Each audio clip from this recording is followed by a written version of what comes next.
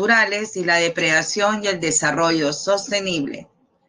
Dentro de ello vamos a hablar sobre la desertificación, deforestación y la contaminación del agua y nuestros suelos. En educación cívica iniciaremos pues el estudio del Estado, ¿no? Los deberes y estructura del Estado, hoy que es tendencia, ¿no? En las redes sociales, ¿no? Los problemas entre los poderes del Estado. Y vamos entonces a iniciar el estudio de todo cada uno de los poderes y organismos del Estado en las siguientes semanas, ¿no? Hasta casi llegar a la semana 16, todo es referente al Estado. Muy bien, regresando a geografía, entonces vamos a iniciar, ¿no? El estudio de los recursos naturales y los problemas pues que afectan a nuestros recursos naturales. Vamos a iniciar esta sesión por recordar qué son los recursos naturales, ¿no? Definición que me imagino ya ustedes la deben de, digamos, conocer, ¿no? Dado que en economía también lo ven desde el punto de vista económico. Entonces, vamos a definir a los recursos naturales como aquellos bienes que pueden obtenerse de la naturaleza sin intervención del ser humano. Entonces, existen, son creación de la naturaleza. Estos recursos naturales son recursos porque sirven para satisfacer las necesidades humanas y tienen un valor actual en el mercado, ¿no? Potencial y actual en el mercado, contribuyendo al desarrollo económico de los países. Por ejemplo, los recursos mineros, ¿no? Que son recursos no renovables y petroleros, son la principal fuente de divisas para el Estado peruano, ¿no? Las mayores inversiones justamente se dan en este sector. También tenemos los recursos renovables, la flora y la fauna. En los últimos años, y cuando veamos agricultura, vamos a verificar que ha ido creciendo y que los ingresos, el Producto Bruto Interno, producto de la agricultura, ha ido creciendo, ¿no? Y bueno, somos pues un país exportador y de muchos productos alimenticios al exterior, ¿no? Y tenemos pues obviamente la fauna, una rica y variada fauna que también es fuente de diversos recursos, no solamente alimenticios, sino también para diferentes industrias, como por ejemplo la de cuero. Y sin duda uno de los recursos más importantes renovables, ya que se recicla, es el agua, ¿no? Las fuentes de agua. Tenemos los suelos, ¿no? Y tenemos las diferentes formas de energía, ¿no? Que también son utilizadas, ¿no? Esto, por ejemplo, es ahí en Talara, ¿no? Entonces, toda la central eólica que está en el departamento de Piura. Bien, entonces, como ven, no todos los recursos naturales sirven para satisfacer las necesidades, pero también tienen un valor económico en el mercado, ¿ya? Y son fuentes de desarrollo. ¿Cuál es el reto? La pregunta inicial que les voy a hacer es, ¿cuál es el mayor reto que tienen que enfrentar los recursos naturales? ¿Cuál es la contradicción entre el hombre y los recursos naturales? ¿Cuál creen ustedes? ¿Cuál es la mayor contradicción entre el hombre y los recursos naturales? Pueden utilizar el chat.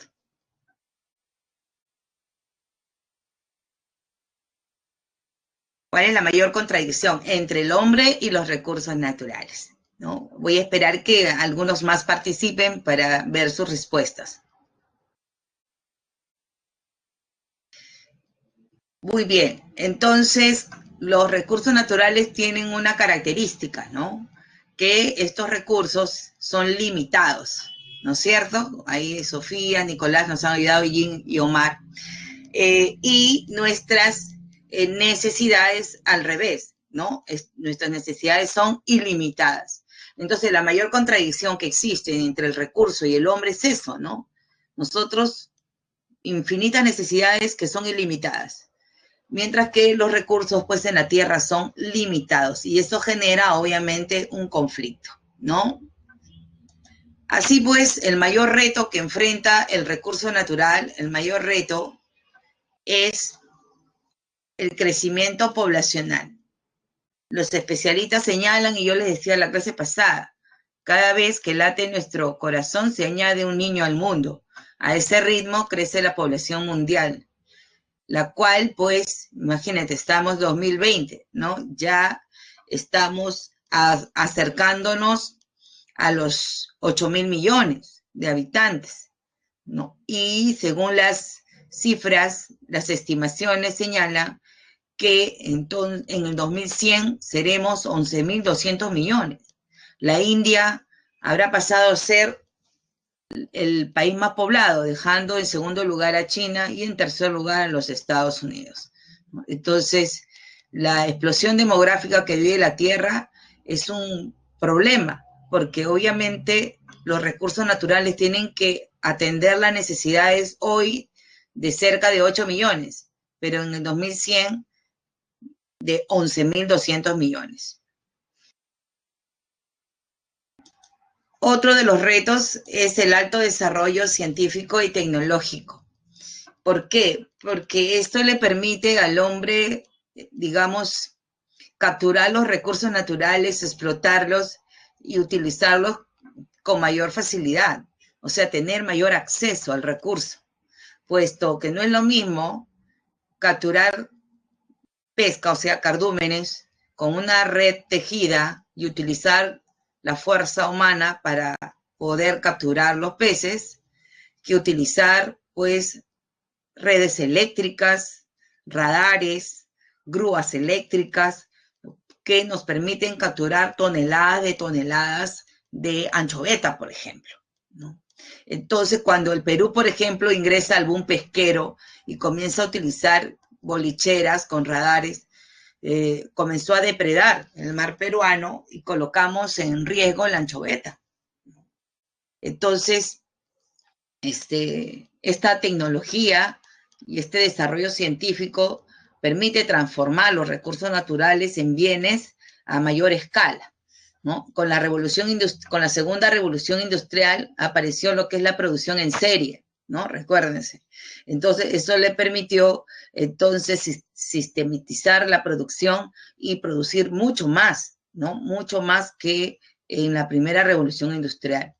Entonces, todo esto obviamente además nos lleva a que el hombre con todo ello no pueda ejercer una mayor influencia sobre el medio. Una influencia que además es negativa, ¿no? Es negativa porque el impacto de las actividades humanas, ¿no? Es muy negativo en el medio ambiente. ¿Cuál es lo peor que está pasando? Obviamente es la depredación de los recursos naturales. Las economías mundiales han venido, digamos, utilizando los recursos indiscriminadamente y ha habido una sobreexplotación, como en el caso de la anchoveta, de varios recursos que han colocado en peligro de extinción.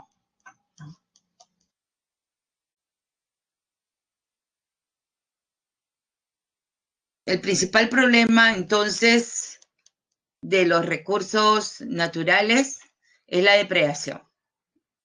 ¿Y qué entendemos por depredación? ¿No? La depredación es entendida como la explotación indebida y excesiva de los recursos naturales, que les decía, ¿no? Por los que ya, obviamente, para satisfacer las necesidades, ¿no? Cada vez más población, cada vez más necesidades que satisfacer, ¿no? Y como ya les dije, el consumo de las tecnologías que le permiten tener mayor acceso a los recursos. ¿Cuáles son algunas evidencias de esta depredación o manifestaciones o evidencias de esta depredación? Pues bien, tenemos en primer lugar la deforestación, ¿no? Que vamos a hablar luego a profundidad, que está generando la erosión genética.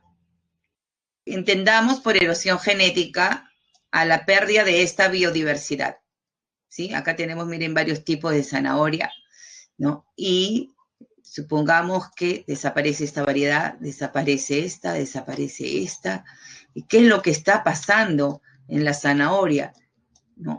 ¿Qué está ocurriendo? Está ocurriendo una erosión genética, ¿sí? Entonces, se está perdiendo la variedad dentro de una especie y que puede conllevar a la extinción de la especie, ¿no? Y la pérdida de la biodiversidad en el planeta. La quema de cobertura vegetal y natural también está provocando la erosión genética y también, obviamente, la pérdida de la biodiversidad, ¿no? Entonces, no solamente se tala, ¿no? Sino también se queman bosques y pasturas que vamos a ver luego, analizarlas.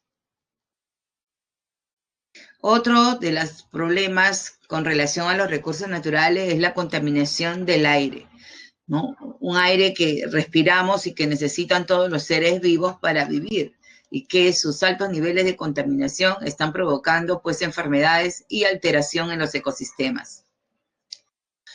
Y tenemos la contaminación de las aguas, tanto mares, ríos, lagos, ¿no? Digamos, y hasta acuíferos están sufriendo un proceso de contaminación producto de las actividades humanas. A esto se le añade también la contaminación del suelo, ¿no? Producto también de los relaves mineros y otras actividades que vamos a analizar, que contaminan seriamente este recurso natural. ¿Cuáles son las causas de la depredación? Obviamente una es, ya hemos señalado, ¿no? El crecimiento demográfico, el uso y abuso de las tecnologías, pero también las malas políticas de gestión, ¿no? Entre ellas se ignora a las comunidades de las localidades involucradas en la toma de decisiones. En el caso peruano es evidente esto, ¿no? Ya que digamos, cuando se va a llevar a cabo un proyecto minero, no se toma en cuenta la opinión de las poblaciones afectadas con las posibles contaminación que pueda generar esta actividad económica. Entonces, también tiene que ver mucho con las políticas de Estado, ¿no? Con las políticas de Estado, con las leyes y normas también que se dan para evitar todo esto que he mencionado. Bien. Con esta introducción vamos entonces ahora a analizar los, digamos, mayores manifestaciones de la depredación en el Perú. Y vamos a iniciar con la deforestación. Bien, entiéndase en primer lugar por deforestación al retiro de árboles sin una reimplantación adecuada. ¿Sí? Entonces, se procede, miren, a destruir el bosque, pero a talar, por ejemplo, pero luego no se inicia un proceso de reforestación, de reimplantación, ¿no? De árboles para que nuevamente se recupere la cobertura vegetal, sino es que se abandona y se deja así. ¿Cuáles son las causas de la deforestación en el Perú? En primer lugar, tenemos la tala y quema con fines agrícolas y de subsistencia.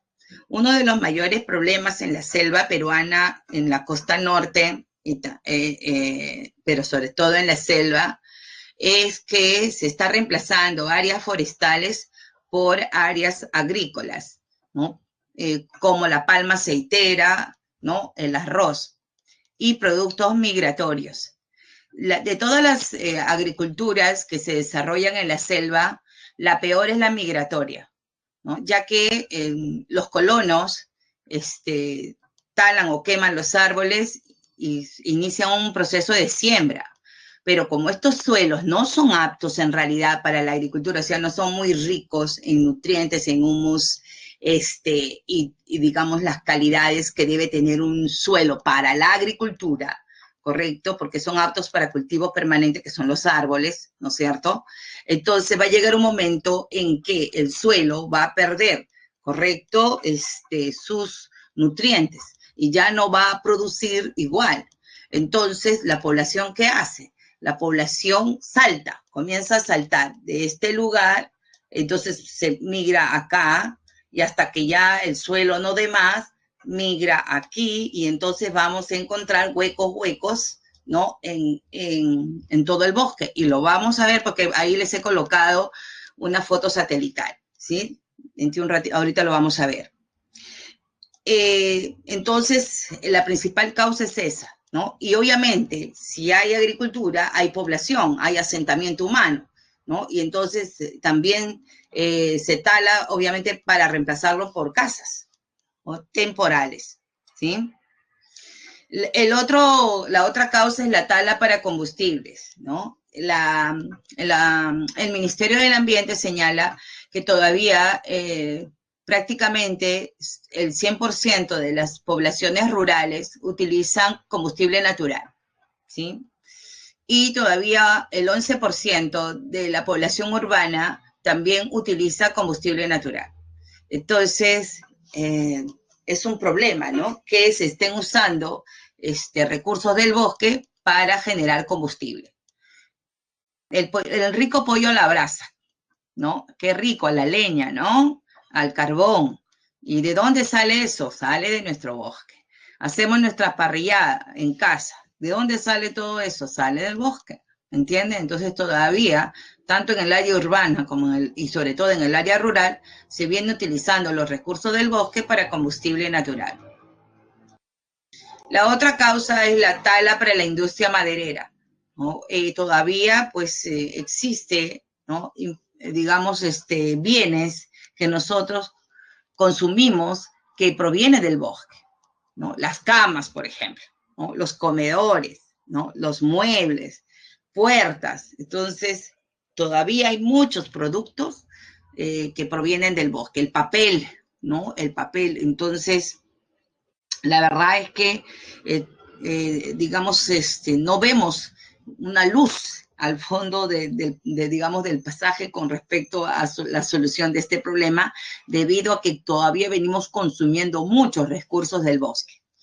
Y la tala, que es peor dentro de esta tala comercial, porque para la industria es una tala comercial, es la ilegal, ¿no? Porque las empresas a las cuales se les da concesiones para lo que es tala comercial, ellos están obligados a también tener un programa de recuperación, de reforestación, pero la tala ilegal no, pues porque escapa del control del Estado. Y tenemos, sin duda, otra de las causas, que sobre todo en el sur, en la selva sur, es la principal causa en la selva sur, que es la minería ilegal de oro, ¿no? Que no solamente tala, quema, sino contamina aguas y suelos.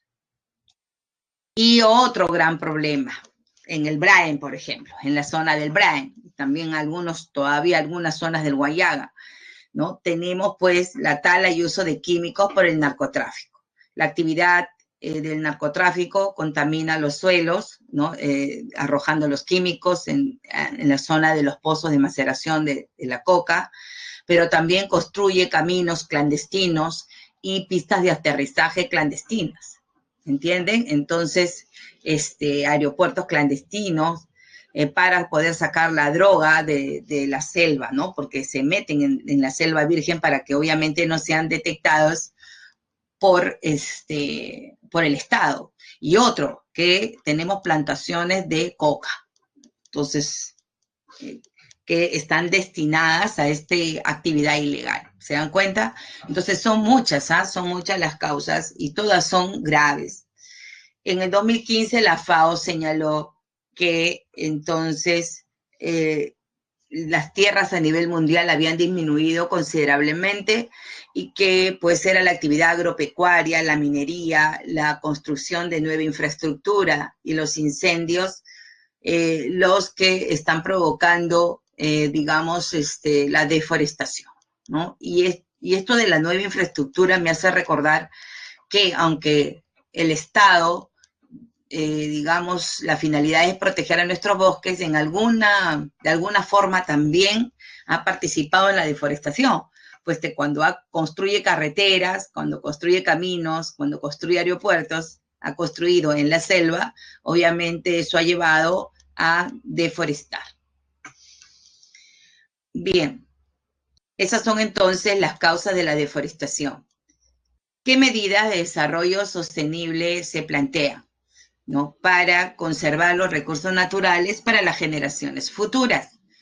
Entonces, lo primero que se está planteando, obviamente, es un plan de reforestación de las áreas deforestadas en nuestros bosques, ¿no?, inicial. Y la cual, pues, tiene como actor principal al gobierno regional. Pero a veces son los mismos gobiernos regionales los que se hacen de la vista gorda con este problema, ¿no? Yo recuerdo mucho que el gobernador en el periodo pasado del gobierno regional de Madre de Dios era pues un minero, imagínense, ¿no? Y entonces obviamente no le convenía, ¿no?, erradicar este problema.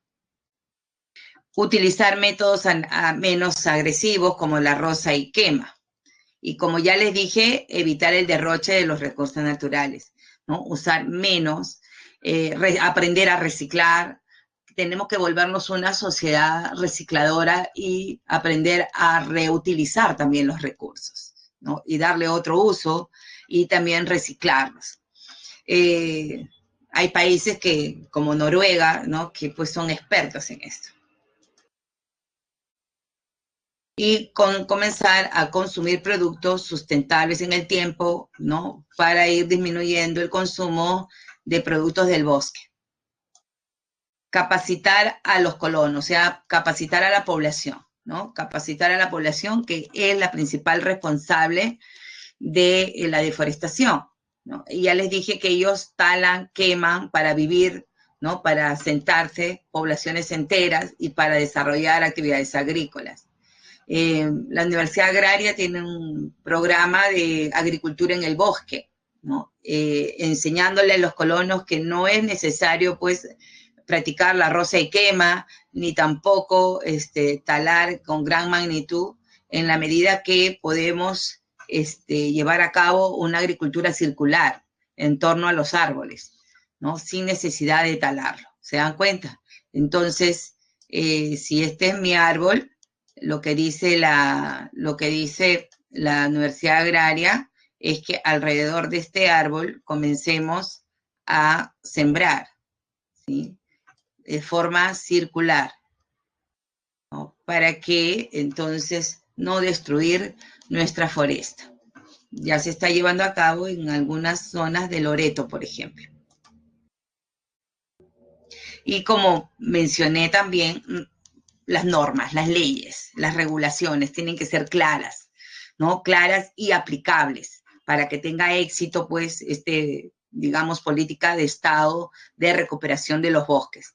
Recordemos, además, que yo mencioné cuando hablábamos de cambio climático, que la causa principal el aporte, perdón, del Perú al cambio climático, el mayor aporte era en deforestación, ¿no?, que la deforestación generaba toneladas de CO2. Muy bien. ¿Cuáles son las cifras?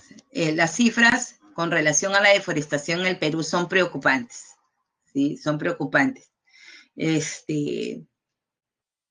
La pérdida de los bosques húmedos de la Amazonía es del 53,9%, imagínense.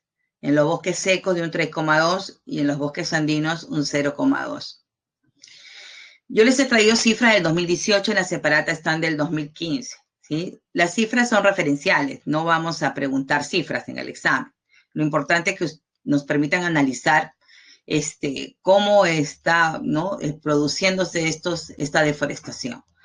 Y según el MINAM, el Perú en el 2018 registraba una deforestación histórica de aproximadamente 10 millones de hectáreas. En el 2015 era de 9.500.000.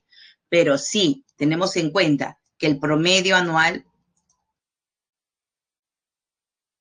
es de 155.000 hectáreas, entonces estábamos hablando en el 2018, pues, ya de aproximadamente, siempre es aproximado porque no es exacto, de 10 millones de hectáreas. También señalan que en los últimos 20 años, entonces, considerando del año 2000 al 2020, ¿sí?, se han perdido 2 millones de hectáreas. Entonces, se señala que es el periodo en el que más, digamos, la deforestación se ha dado de forma acelerada. Entonces, en vez de reducir, ¿no?, los niveles de deforestación, en los últimos 20 años se ha incrementado, ¿no?, llegando a 155.000 hectáreas. El problema se acrecienta en la Amazonía, ¿no? Son, como observan acá, los departamentos amazónicos los más afectados, ¿no? Por ejemplo, en el 2018, Ucayali perdió 23.835 hectáreas, ¿no? Loreto, 22.000, Madre de Dios, es la que, digamos, en los últimos años se ha acrecentado el problema, llegando a 19.000, ¿no?, en poco tiempo. San Martín y Huánuco también están dentro de esta lista, ¿no? Dentro de los 10 más afectados, además, debo de señalar que aparece aquí Piura, ¿no? El Piura como también uno de los departamentos más afectados, sobre todo en sus bosques secos. Lo más preocupante es que esta deforestación, esta gente que deforesta todos los años, no está respetando las zonas de amortiguamiento de los parques, santuarios y reservas nacionales del Perú, ¿no? Y ya se evidencia alrededor de los parques, digamos, una intensa actividad ilegal, ¿no?, con relación a la deforestación. Entre las zonas de amortiguamiento más afectadas son las de la Cordillera Sur en Loreto, pero más crítico ya en los últimos años se está evidenciando en Madre de Dios, en la zona de amortiguamiento del Parque Nacional de Bahuaja-Sonene, la Reserva de Tambopata, ¿no?, y también en la llamada Pampa, ¿no?, donde pues reina la minería ilegal. Las causas, como ya mencioné, son diversas, ¿no? La agricultura, por ejemplo, en Ucayali, Loreto y San Martín y Huánuco, la agricultura es el primer lugar, pero en Madre de Dios el primer lugar es la minería ilegal, pero también hay áreas deforestadas para agricultura. Miren este satélite, yo me quedé impresionada cuando ingresé para poder mostrarles cómo había crecido los niveles de deforestación en el departamento de Madre de Dios, ¿no? Aquí, por ejemplo, tenemos pérdida de bosques en el 2018. En la zona de amortiguamiento se observan, este es el Parque Nacional de Bahuaja-Sonene, y miren los niveles de deforestación, hueco, todos esos fucsia pues son los huecos, ¿no?, que hay en nuestros bosques, ¿no?, por diferentes actividades, minería, agricultura, ¿no? Bueno, en Madre de Dios no hay narcotráfico, pero sí hay bastante minería, porque hay abundante oro, y el oro, acuérdense que es bien cotizado en el mercado, ¿no?, y agricultura, ¿sí? Y miren aquí, esta es la pérdida de bosques 2018, producto de la palma aceitera, en bosques de protección, ¿no? Ucayali, son bosques que se encuentran protegidos y que, digamos, se ha ido incrementando también los niveles de pérdida. Miren esta imagen de acá, ¿no?, cómo es que en Ucayali grandes extensiones de bosque han sido reemplazadas por áreas agrícolas. Y esta imagen de acá obviamente corresponde a la minería, el impacto de la minería ilegal, imagínense, en Madre de Dios, ¿no? ¿Es terrible o no? ¿Mm? Y aquí las noticias ni llegan, ¿no? Acá las noticias de Lima, todo es, bueno, ahora es todo referente al COVID y la política, ¿no? Y como son lugares muy alejados con relación digamos, a la capital y al poder central, entonces, lamentablemente, pues, ha ido creciendo, ¿no? Ha ido creciendo esta problemática.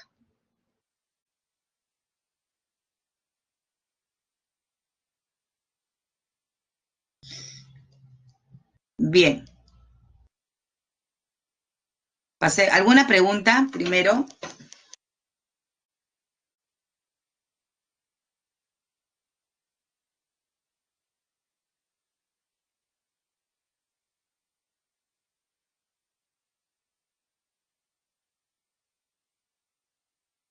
Bien, si no hay preguntas, pasemos ahora a la contaminación del agua, ¿sí? Dicen que el agua es vida y que debemos consumir 2 litros de agua diario, ¿no? Bastante agua. para hidratarnos, y ahora que ustedes están estudiando, también tienen que consumir abundante agua. Si bien es cierto, el agua es vida, el 80% de las enfermedades que padecen las personas, sobre todo al nivel del aparato digestivo, se producen por la ingesta de agua contaminada o alimentos contaminados, ¿no? Debido a la introducción de agua contaminada en la cadena alimenticia.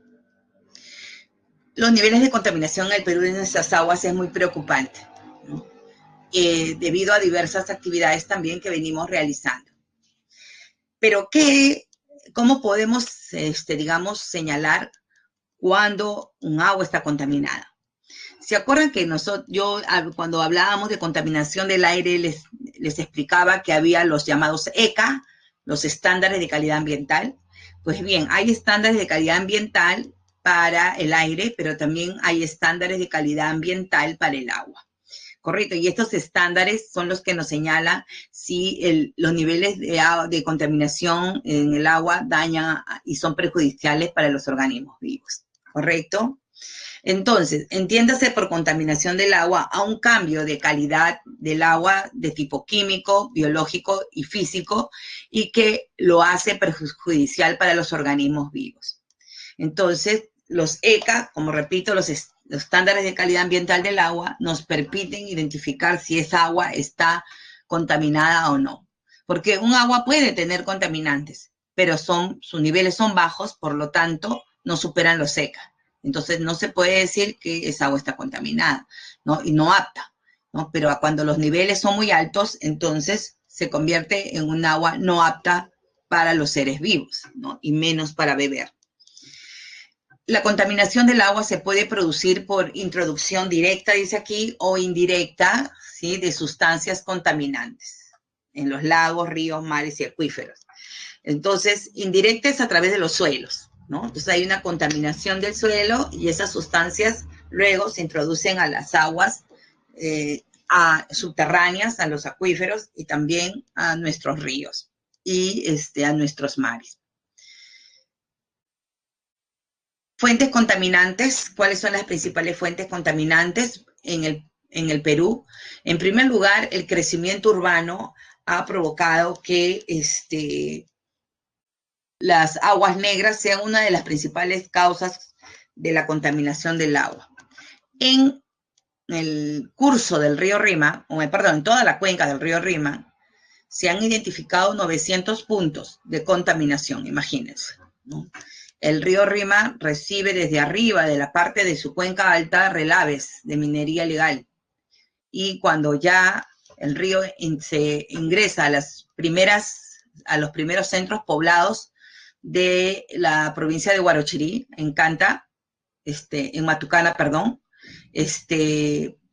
comienza a recibir esto, ¿no? Comienza a recibir aguas negras de estos centros poblados. Y así recibe aguas negras, pues, de Ricardo Palma, de Chosica, Chaclacayo, Huachipa, ¿no?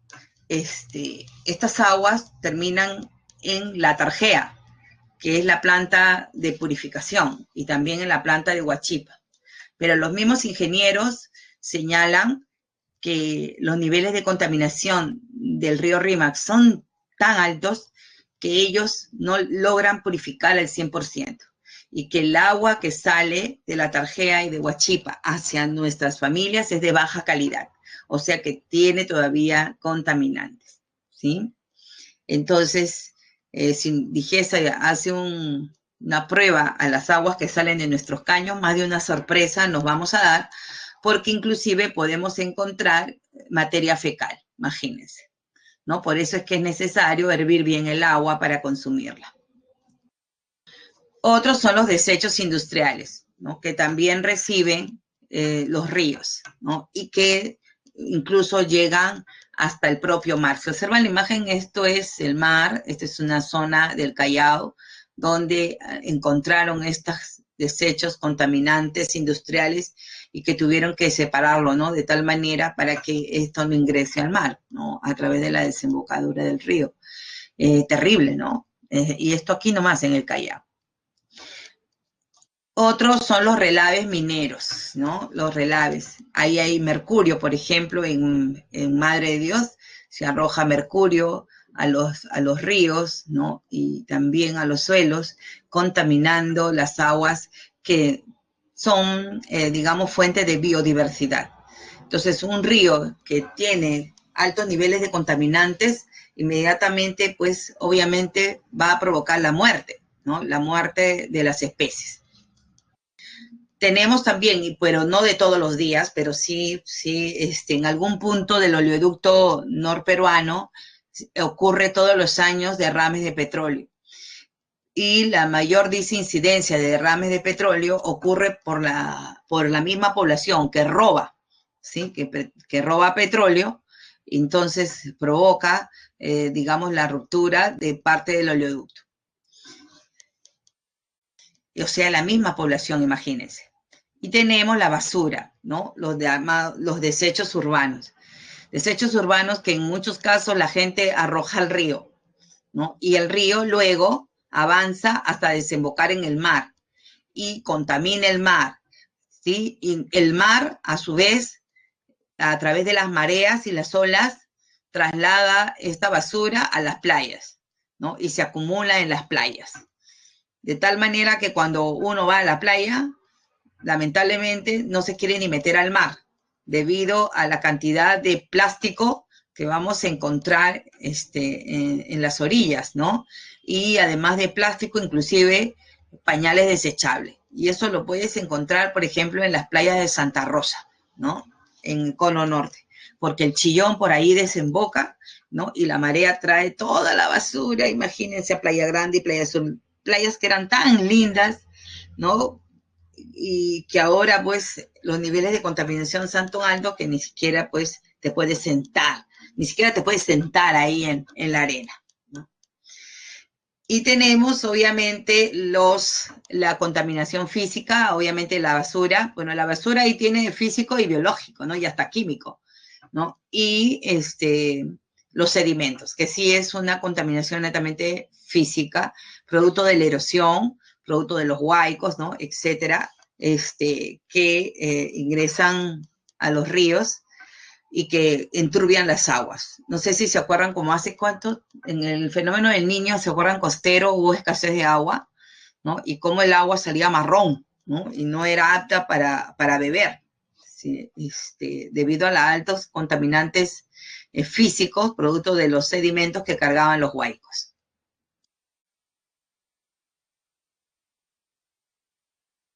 ¿Cuáles son las consecuencias de la ingesta de agua contaminada?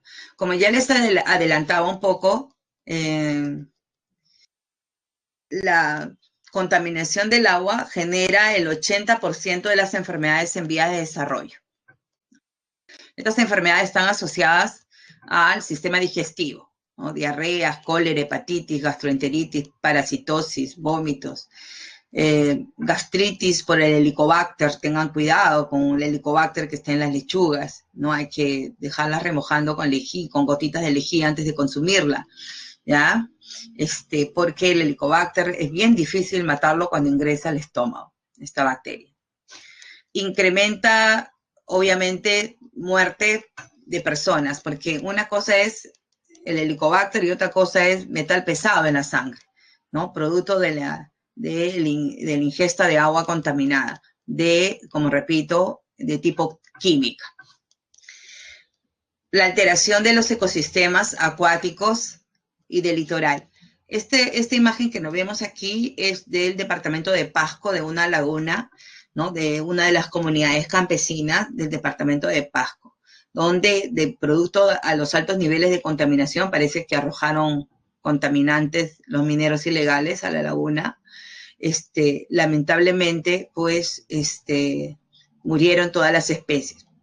Otra forma que se ha identificado es la indirecta, es decir, los mineros ilegales actúan y echan los relaves obviamente al suelo, pero al filtrarse, correcto, al filtrarse, viajan y afloran en las lagunas y entonces el agua totalmente contaminada. Lo preocupante no solo son los peces, sino que esta comunidad campesina obviamente utilizaba el agua para beber y para obviamente, darle de beber a sus animales y regar sus productos, ¿no? Regar sus productos. Entonces, lamentablemente, ¿no? Los niveles de contaminación hicieron pues que, digamos, los pobladores de las comunidades campesinas se vieran afectados. Bueno, y la disminución de la producción en general, no solamente pesquera, ¿no? Sino en general. Pesquera, ¿no es cierto?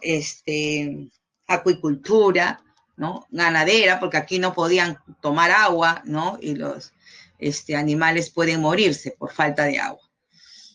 El caso del anchovete es claro, por ejemplo, ¿no? Pero en este caso, bueno, la anchovete es por sobreexplotación, ¿no? Pero también puede haber un derrame de petróleo porque en el departamento de Piura tenemos plataformas marinas que extraen petróleo del Zócalo, ¿no? Y ya más de una vez ha habido derrames, ¿no? En las playas.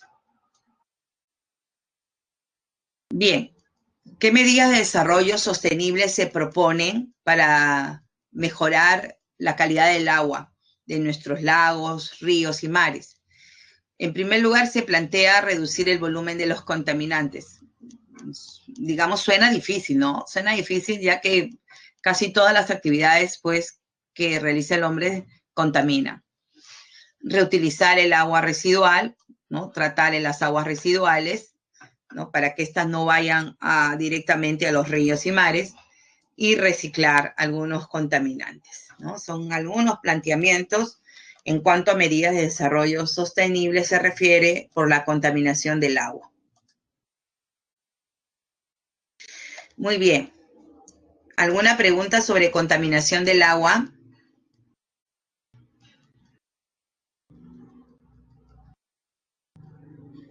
Pasemos entonces ahora al recurso suelo.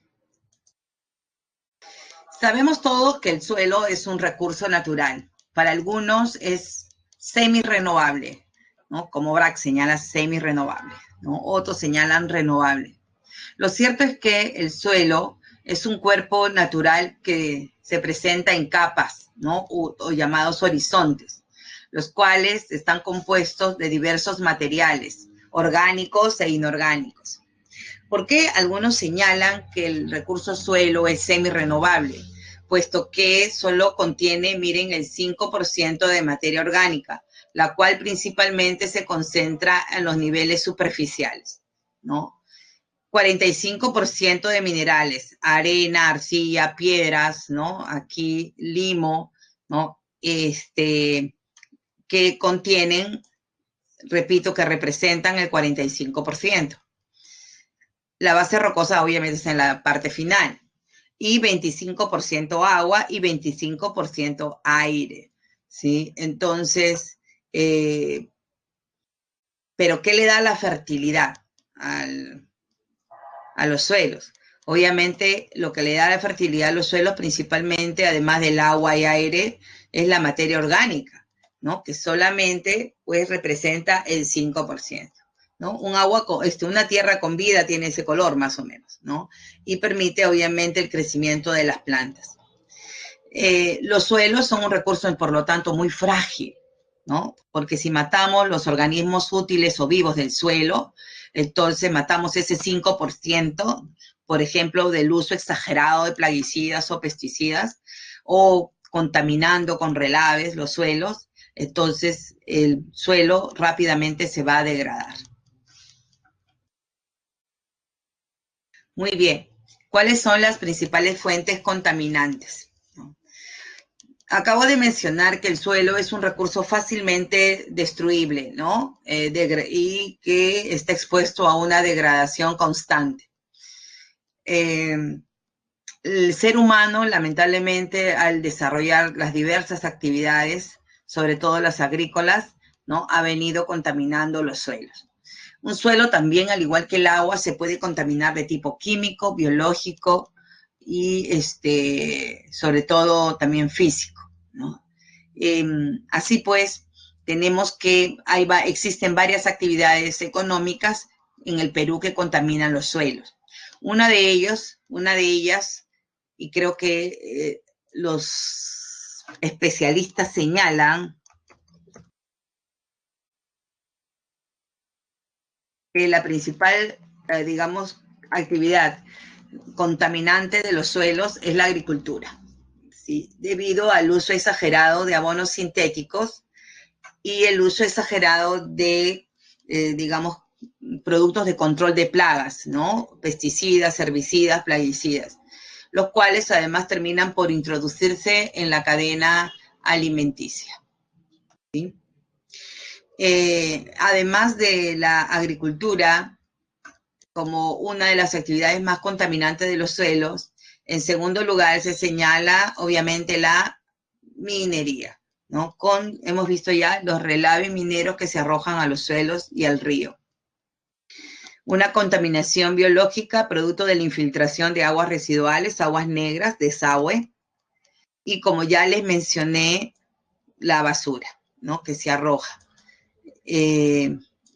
Una alta preocupación, como les decía, es la presencia de, digamos, de contaminantes en las playas. Miren a esos niños, ¿no? Están jugando, incluso a uno lo están ahí enterrando, pero en medio del basural. Miren todo esto, ¿qué es esto? Las playas se han convertido en un basurero, en una basenica, totalmente contaminadas, ¿no? Las playas que están cerca, muy cerca hacia, digamos, a la ciudad, ¿no? Y es que, como repito, la marea y las olas se encargan de dejar todo eso en las playas. Pero la gente no arroja esa basura en las playas en cantidades, ¿no? Sino que es el río, como repito, Chillón, en este caso del ejemplo de la playa de Santa Rosa, es el río Chillón, ¿no? Que, digamos, bota toda esa basura que la gente lo arroja al mar.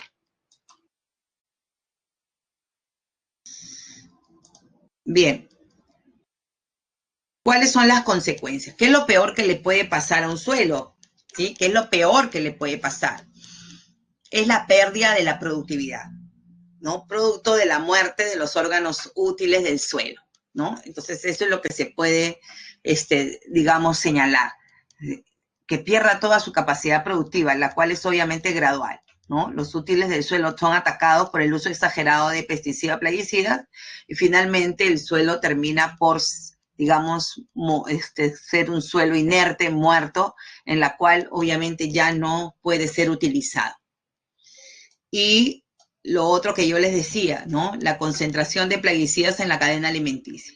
Se dice que debemos consumir muchos frutos, sobre todo en esta época de pandemia, ¿no? Preparar el cuerpo para enfrentar al virus, al COVID, con bastante vitamina C, vitamina D, ¿no? Pero ¿qué pasa si estos frutos que yo consumo para, digamos, tener salud, vitalidad, están contaminados? Al final, obviamente, me van a hacer daño. ¿Qué es lo que se plantea en cuanto a las medidas de desarrollo sostenible? ¿No? Se recomienda, obviamente, usar abono orgánico. Yo no entiendo por qué la gente usa abono sintético. Si el Perú, obviamente, es uno de los países que, digamos, contiene guano, ¿no? En sus islas. ¿Desde qué épocas? ¿No? Imagínense, nosotros hemos sido potencia mundial. Teníamos el monopolio de la exportación de guano, ¿no? La buena noticia es que aún tenemos abono orgánico en nuestras islas.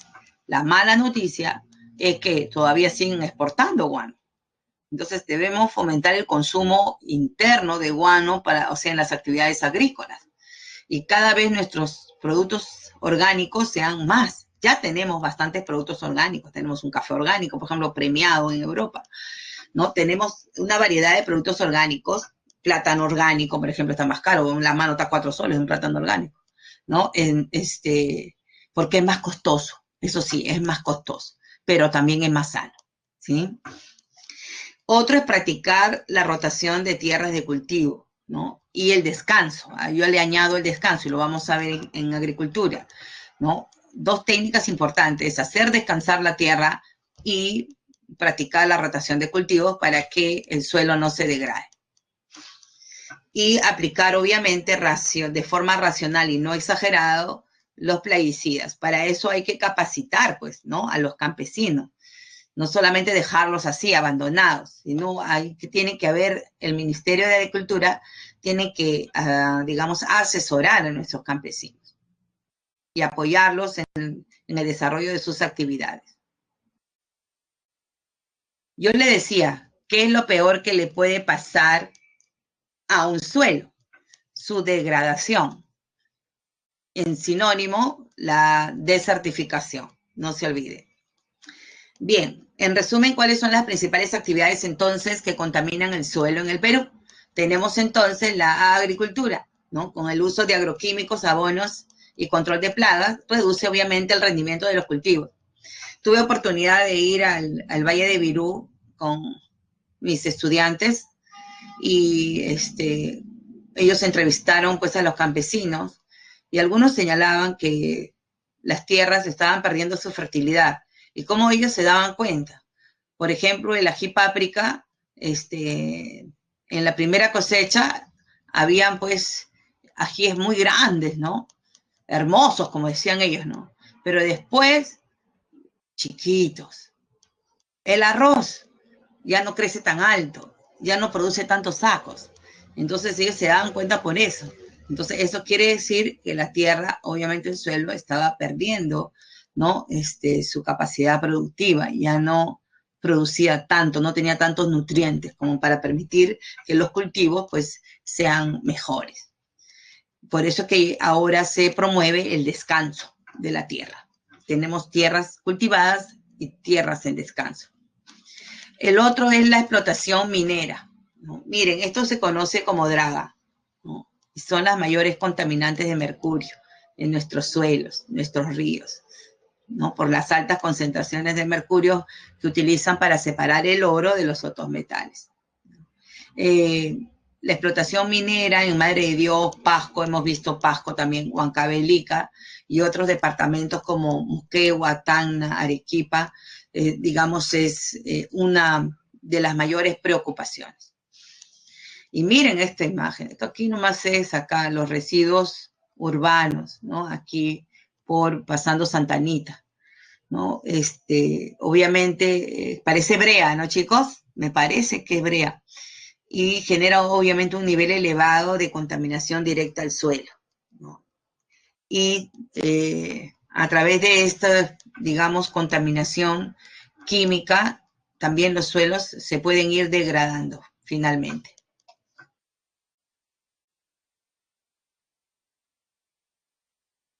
¿Qué es lo peor que le puede pasar a un suelo? Les dije, es la desertificación. Entendida desertificación por la degradación del suelo, ¿sí? La degradación del suelo en zonas áridas, semiáridas, subhúmedas, producto de las actividades humanas, ¿sí? Así pues, suelos fértiles poco a poco se han ido degradando, ¿no? Y han ido perdiendo su capacidad productiva. Se observan aquí, observan acá, hasta ya nada. ¿Sí? Totalmente nada. Entonces, además debo de señalar que el proceso de degradación del suelo no es de un día para otro. Si observan, es todo un proceso a largo tiempo. Por eso es que el Ministerio de Agricultura señala que en proceso de desertificación se encuentra, o sea, del 100% de suelos en el Perú, el 30% de los suelos agropecuarios se encuentran en proceso de desertificación, ¿no? Eso.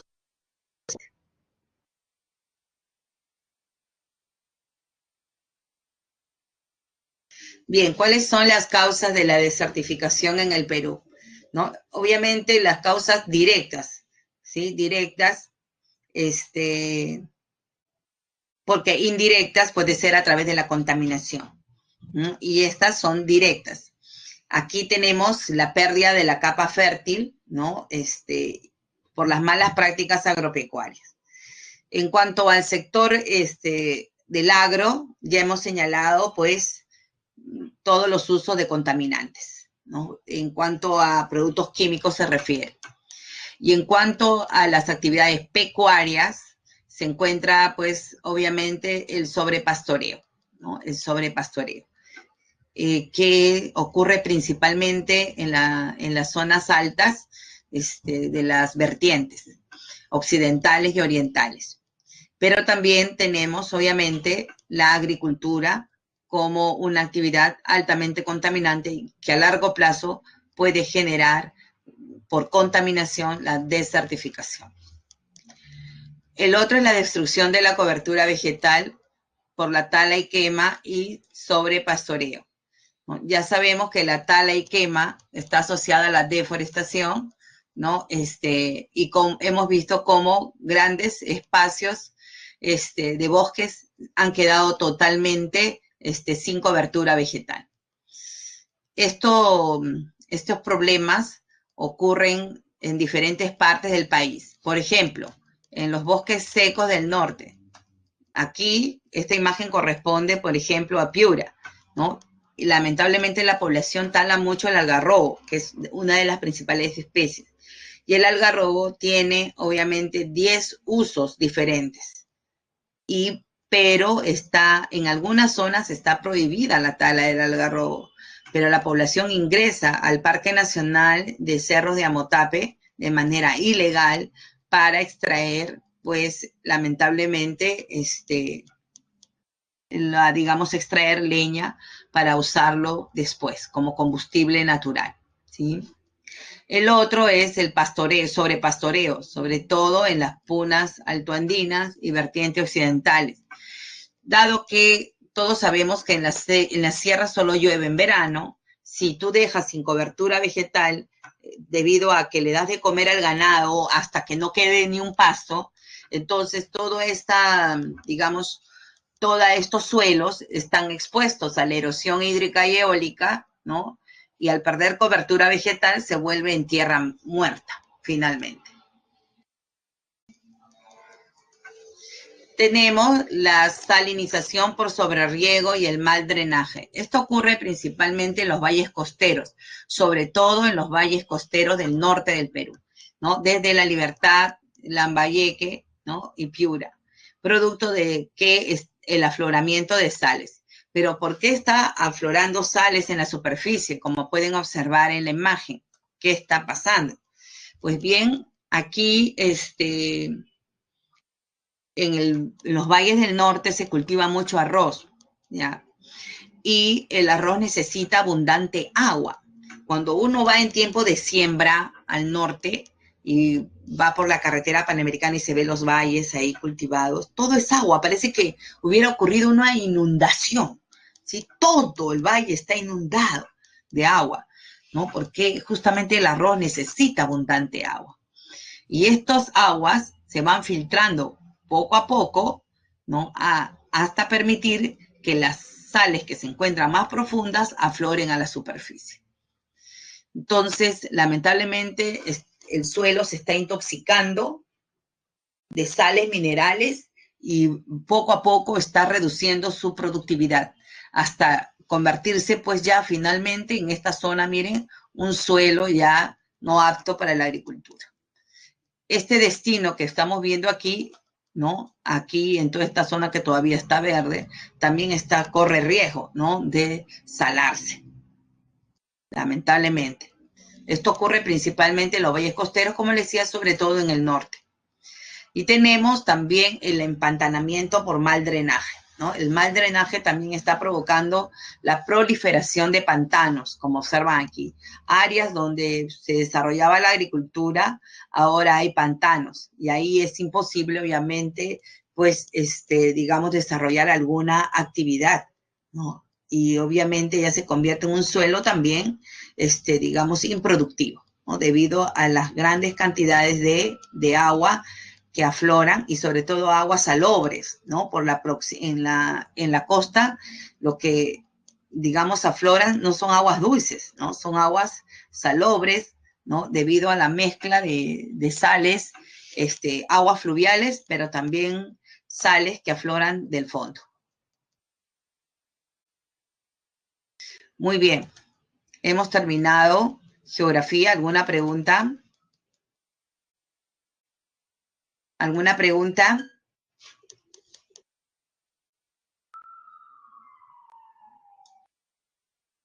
La producción de arroz causará salinización. sí o sí, a la larga, en la costa. No estamos hablando de la producción de arroz en la selva, que es diferente, porque ahí no hay, pues, no está próximo al océano. El problema es en la costa, ¿no? Debido a la proximidad de los valles al litoral, ¿no? Y donde obviamente se filtran aguas saladas, ¿entiende? Entonces, y el arroz es uno de los productos que más usa agua, ¿no? Y hay un sobreriego, pues porque les digo que aparece todo inundado, imagínense, de agua. Creo que les hubiera puesto un agua, digamos, una imagen donde vean cómo es que el valle, olvídense, está totalmente cubierto de agua, ¿sí? Muy bien, hemos terminado. Hoy día no ha sido muy extenso, ¿no? Geografía, pero sí tenemos bien extenso cívica. Así que contestemos, pues, una preguntita. A ver, esta de aquí.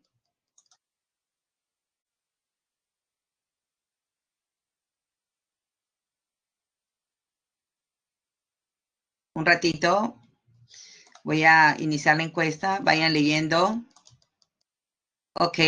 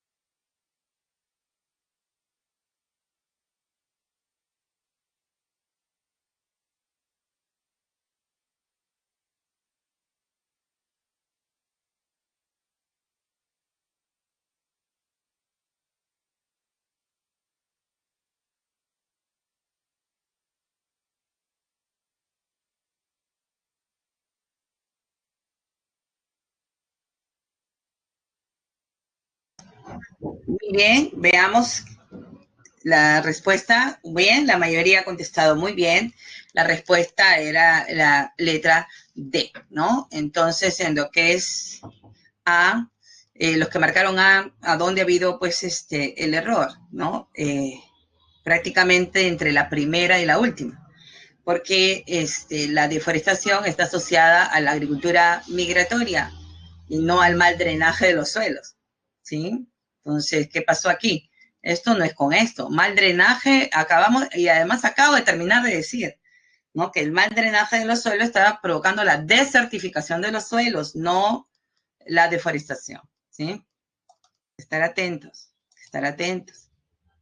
Muy bien, las respuestas 1B, 2C, 3D y 4D.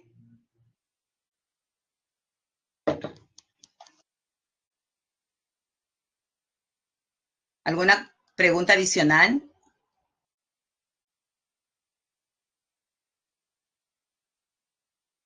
Bien, entonces vamos a ahora pues entrar ya al estudio del Estado peruano. Estructura del Estado peruano. Esto de estructura lo vamos a ver solo de manera así rápida, puesto que después vamos a ir estudiando uno por uno. el ejercicio del poder del Estado, el Estado democrático de derecho y las transgresiones al Estado de derecho. Muy bien. En primer lugar, vamos a definir lo que es el Estado peruano, ¿sí? Recordemos que cuando iniciamos nuestra vida independiente, San Martín era partidario de una monarquía, ¿se acuerda? Instauró un gobierno provisional llamado protectorado y envió diplomáticos en la búsqueda de un rey para el Perú.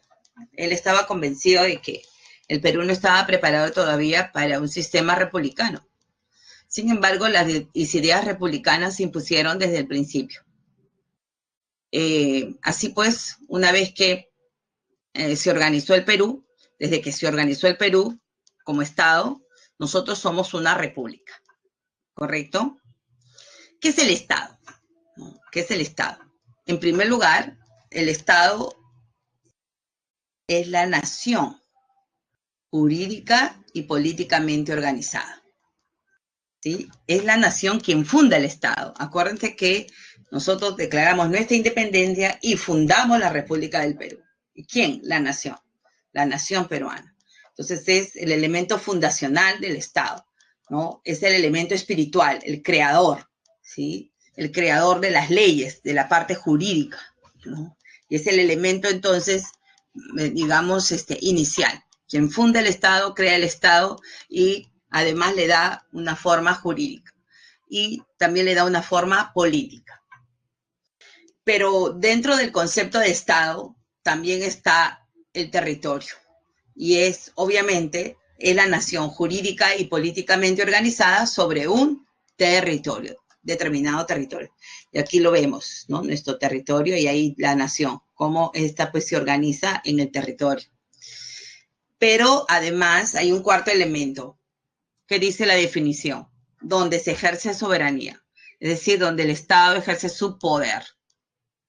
No hay Estado sin soberanía, obvio, ¿no? Ni tampoco hay Estado sin territorio, porque ¿dónde va a ejercer ese poder? ¿Dónde se va a organizar? ¿Me entienden? Entonces, hay 4 elementos ahí, ¿no? Dentro de lo que es el Estado. Y vamos a hablar luego de cada uno de ellos. Entonces, yo les decía que el Perú, desde sus orígenes, es una república. ¿Pero qué tipo de república es? ¿No? Es una república, en primer lugar, democrática. ¿Y por qué? La pregunta es ¿por qué es democrática? Porque obviamente se sustenta en los principios de soberanía popular. Social, porque es una república que reconoce los derechos fundamentales. Independiente, ¿no? Porque se basa en la separación o independencia de las funciones supremas, o sea, la separación de poderes, ¿no? Bajo supervisión constitucional. Y soberana, porque obviamente goza de autonomía en la toma de sus decisiones. Y hacer que impere la ley dentro del territorio. Esas son entonces las 4 características que tiene nuestra república. Nuestra Constitución también señala que el Estado es uno indivisible.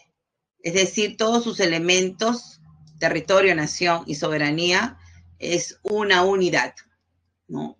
Una unidad en la, que es además indivisible, ¿sí? El Estado es una república democrática, hemos dicho, porque se basa en los principios de soberanía popular. Pero, ¿quiénes van a ejercer? ¿Correcto? ¿Quiénes van a tener el control del Estado? Entonces, quienes asumen las responsabilidades de conducción del Estado, ¿sí? Es el gobierno. Entonces, toda república tiene una forma organizacional y esta forma organizacional viene a ser el gobierno. El gobierno del Perú, según nuestra Constitución, es unitario, puesto que es de carácter nacional, es representativo porque todas las autoridades son electas y descentralizado porque además del gobierno central, existen diferentes niveles de gobierno en el Perú. Esas son entonces las características generales del Estado peruano. Como Estado es una república, ¿correcto? Democrática, social, independiente y soberana. Y es uno indivisible. ¿Y cómo se organiza el Estado? ¿No? La forma en que se organiza es a través de un gobierno. Y este gobierno es unitario, representativo y descentralizado. ¿Sí? Bien.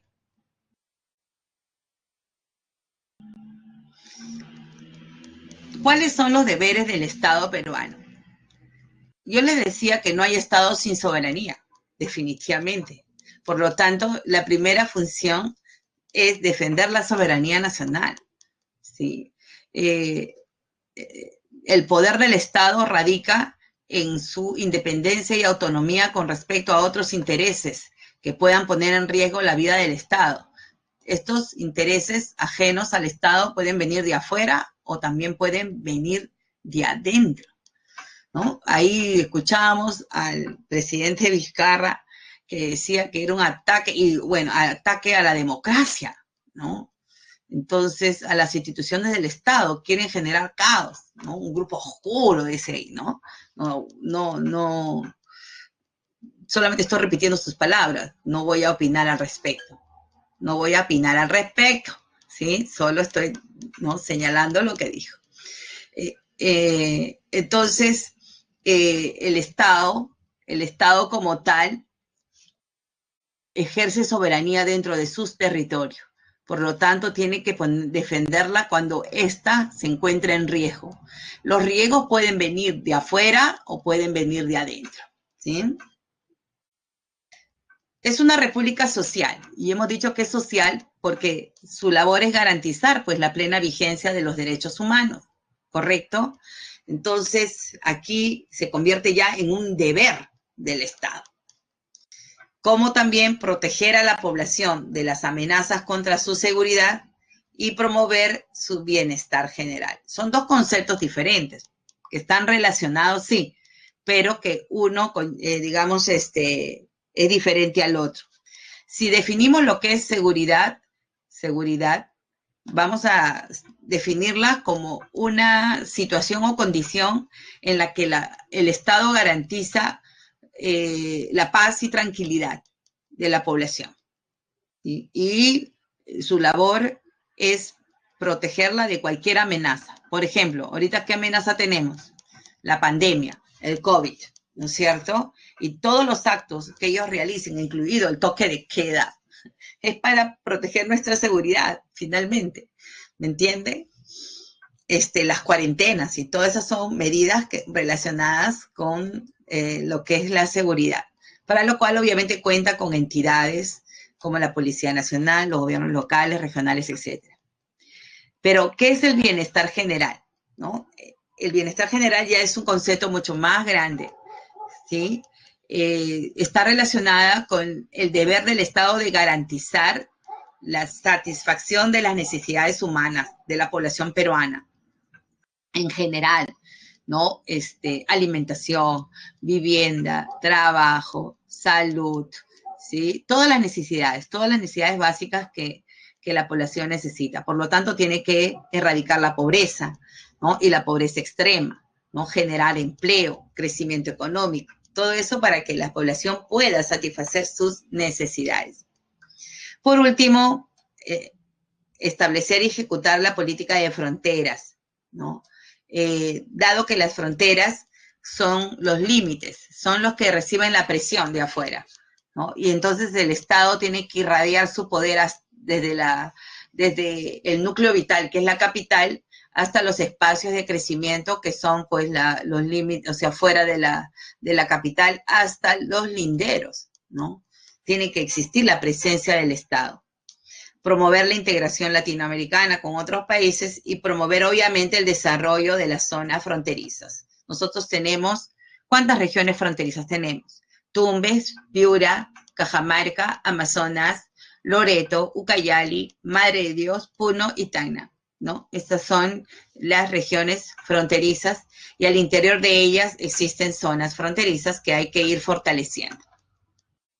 Muy bien, en la imagen, por ejemplo, tenemos al Consejo de Estado, ¿no?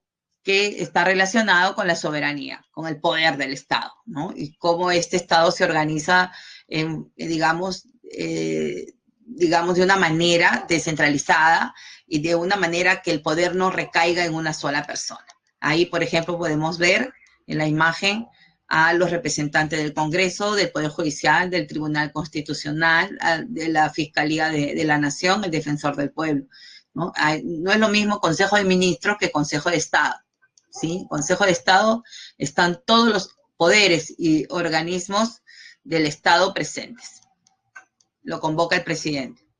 Bueno, acá tenemos la imagen relacionada con la seguridad. Y esta de aquí, la última, está relacionada obviamente con el bienestar general, ¿no? Los llamados programas sociales como Cunamá, Jaliguarma, Juntos, Pensión 65, ¿no? Todos ellos creados durante el gobierno de Ollanta Humala.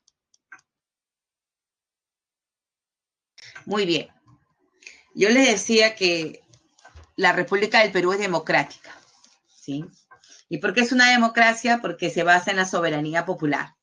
Por lo tanto, nuestra Constitución señala que el poder del Estado emana del pueblo, ¿sí? El pueblo, es gobierno del pueblo, ¿sí? Y en el Perú, entonces, si el poder emana del pueblo, quienes ejercen ese poder lo hacen de forma temporal. En el caso de los gobiernos, el Poder Ejecutivo y los congresistas es por 5 años. Y entonces, en primer lugar, quienes lo ejercen de forma temporal y lo hacen con las limitaciones y responsabilidades que la Constitución y las leyes le establecen. Correcto. En realidad, en el Perú no gobierna Vizcarra. Quien gobierna, muchos constitucionalistas lo señalan, ni tampoco gobierna el Congreso. Quien gobierna es doña Constitución, pues. Tanto así que cuando hay, pues, un problema entre poder y poder, como estamos ahorita viviendo, entre el Poder Ejecutivo y Legislativo, y no es la primera vez, la decisión final lo ha tenido el Tribunal Constitucional, ¿no? Porque es el máximo órgano de control de la Constitución y tiene que hacer valer lo que la Constitución establece, ¿sí? De acuerdo a nuestra Constitución, por lo tanto, ninguna persona, organización, fuerza armada, policial o sector de la población puede arrogarse del ejercicio del poder. Si, por ejemplo, el gobierno de Vizcarra decide después de las 11 de la mañana interponer una cautelar y una, digamos, demanda competencial, supongamos que el Tribunal Constitucional le diera, acepte la solicitud y le otorgue la cautelar, ¿sí? La medida cautelar, el Congreso ya no puede el próximo viernes, llevar a votación la vacancia. Si lo hiciera, estaría rompiendo, ¿me entienden?, el Estado de Derecho, ¿no? Y si nombrasen al presidente del Congreso como nuevo presidente, a pesar de que el Tribunal Constitucional declare a favor a la cautelar a Vizcarra, se estaría dando un golpe de Estado, porque se estaría rompiendo el Estado de Derecho. Esto en los supuestos para que ustedes me entiendan que cómo es quien gobierna aquí es la Constitución. Han habido muchas leyes que el Congreso ha dado que el Tribunal Constitucional las ha derogado porque iban en contra de la Constitución. Entonces, aquí nadie gobierna en realidad, quien gobierna es la Constitución, porque todas las personas lo hacen, acuérdense bien, con las limitaciones y responsabilidades que la Constitución y las leyes establecen. ¿Se dan cuenta?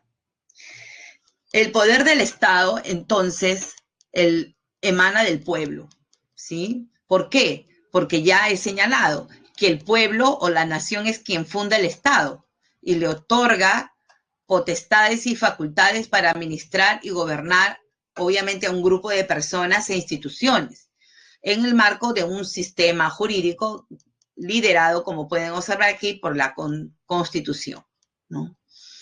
Además, supone el derecho de los ciudadanos a elegir a sus representantes, ¿correcto? Entonces, ahí está.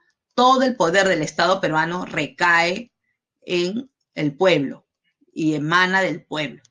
Pero quienes lo ejercen, repito, por voluntad popular, ¿no? Porque es el pueblo quien elige a sus autoridades. Sí. Bien, y como ya hemos mencionado, por lo tanto, existe una supremacía en el Perú de la Constitución. ¿Quedó claro? ¿Alguna pregunta?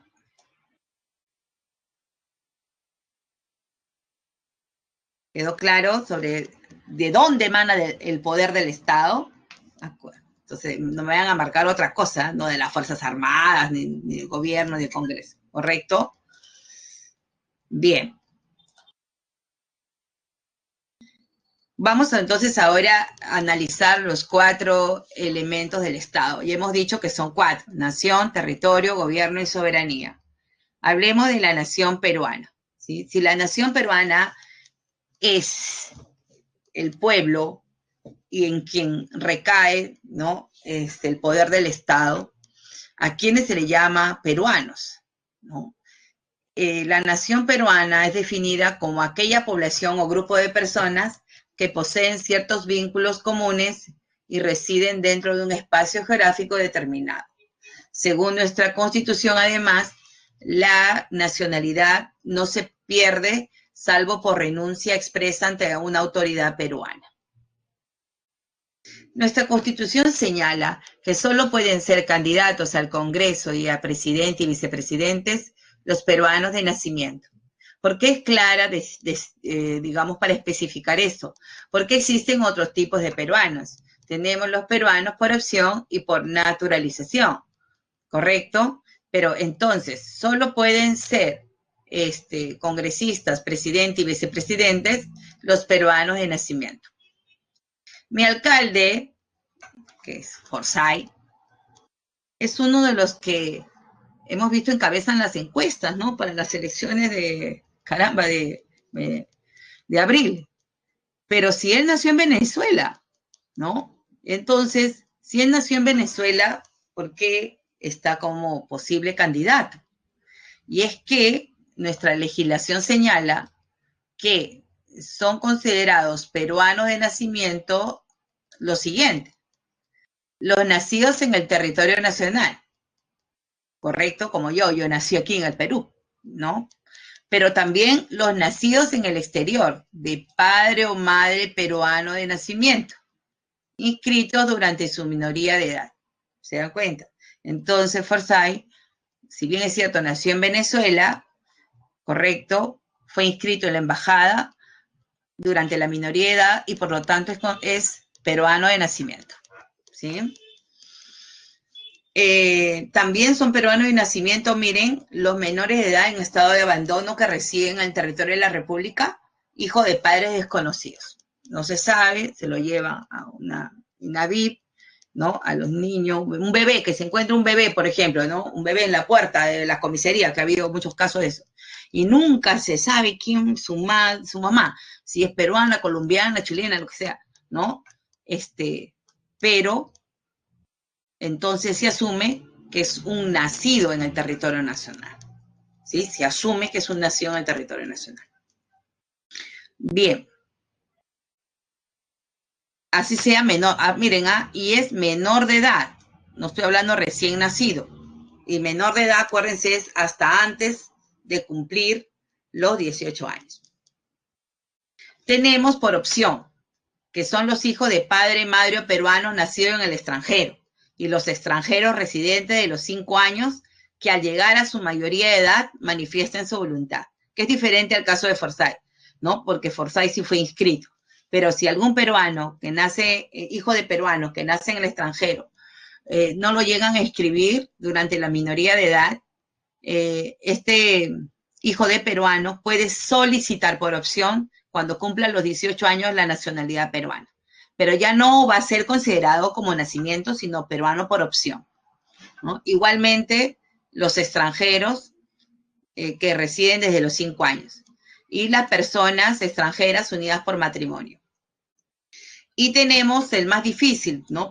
Yo hablaba con una madre de mi alumna, ¿no? Que ya tiene muchos años aquí, pero tiene ya como 8 años, pero que hasta ahora no puede naturalizarse porque los requisitos son muchos, ¿no? ¿Y por qué? Los años los cumple. El problema está en demostrar solvencia económica. No sé el monto ahorita, pero creo que ella me decía que era muy fuerte, ¿no? Y que le habían rechazado. No sé cuántas UITs piden, ¿no? Para demostrar solvencia económica, antecedentes penales también piden, ¿no? Para naturalizarse. Pero para Juliana, creo que se llama Juliana, fue muy fácil naturalizarse. ¿Por qué? Porque ella estaba entrenando para la selección de judo, ¿no? Solicitó su naturalización y el Congreso le dio por servicio distinguido a la nación, ¿no? Que fue un trámite mucho más rápido, pero es algo excepcional, ¿no? Y obviamente ella representó al Perú en los Panamericanos, ganó medalla, ¿no? Y honró pues al país que le dio la nacionalidad, ¿sí? ¿Alguna pregunta con respecto a la nacionalidad? ¿Alguna pregunta? Muy bien. Entonces seguimos. Esto es más corto ya. El territorio. No hay, escuchen bien, no hay estado sin territorio. Obvio, ¿no? ¿Dónde vas a ejercer el poder? ¿Dónde te vas a organizar? ¿No? ¿Dónde va a vivir tu población si no hay territorio? Entonces, el territorio es el elemento material, donde se materializa el Estado. Y es definido como la extensión geográfica, entonces, sobre el cual el Estado ejerce su soberanía y jurisdicción. ¿Me entiende? En el caso del Perú, nuestra constitución, la constitución señala que el territorio peruano comprende el suelo, subsuelo, dominio marítimo hasta nuestras, obviamente, 200 millas y tiene los límites sur y norte, ¿no? Y el espacio aéreo que lo cubre. El espacio aéreo obviamente tiene el mismo, ojo, la misma forma que todo esto es nuestro espacio aéreo. Nadie puede ingresar sin autorización del Estado. Nuestro territorio, ¿por qué nadie puede ingresar? Porque nuestro territorio es inviolable. Nadie puede ingresar, ningún ejército, ni tropa, ni avión, correcto, a nuestro suelo, ni una embarcación tampoco, sin permiso y autorización del Estado. Y es inalienable porque no puede ser vendido o transferido.